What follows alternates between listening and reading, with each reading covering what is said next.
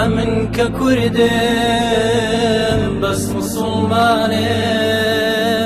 پەروەردەی ڕێگای دین و قورئانم ڕەزیم بە ئەمری پەروەردگارم پشکەش بەخوایە ژین و نەمانم لە پێنەوخوایە ژین و نەمانم خۆشەویستی خوا و ڕەسوول ئەڵڵایە دڵخۆشی بۆ من لە ئەم دونیایە تەمەزرۆی لیقا و دیداری وانم باشترین نعمەت لە جەننەتایە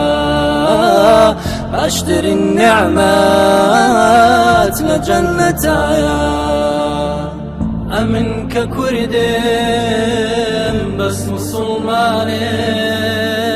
پەروەردەی ڕێگای دین و قورئانم ڕەزیم بە ئەمری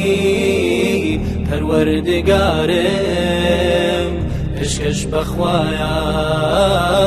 ژین و نەمانم لە پێنەوخوایە ژین و نەمانم